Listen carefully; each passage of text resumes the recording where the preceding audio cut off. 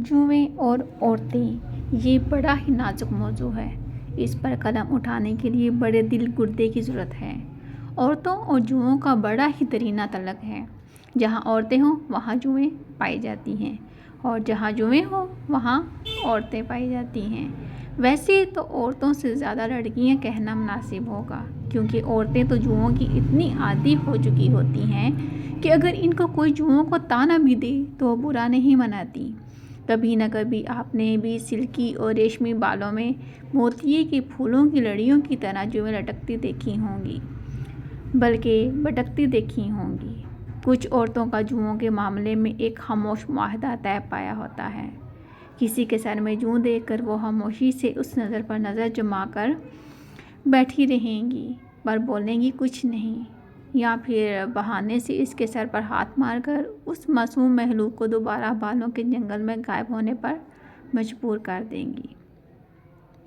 ایسی عورتوں کے سامنے جب کوئی صاحب جوں اپنے سر میں ہونے والی خارش کی وجہ سے یہ بیان کرتی ہیں کہ کیا کروں باجی، بہت خشکی ہے سر میں، تو وہ ایک منٹ ضائع کیے بنا ہاں میں ہاں ملاتے ہوئے کہتی ہیں، ہاں بہن مجھے بھی ایسے ہی خارش ہوتی ہے سکڑی کی۔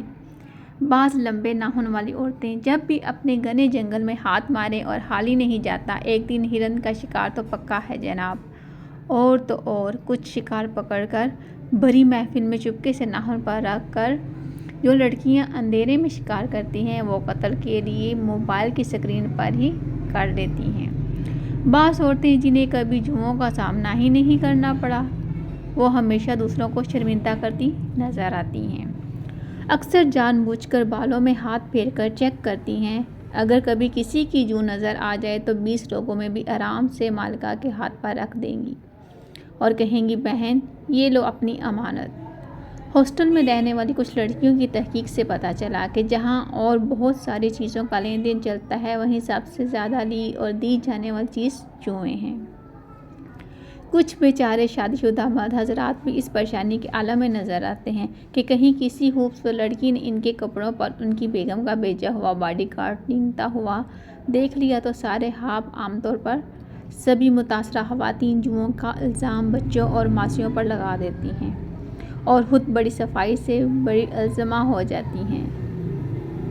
اس پوسٹ کو میرا تجربہ نہیں، تجزیہ سمجھا جائے۔ شکریہ۔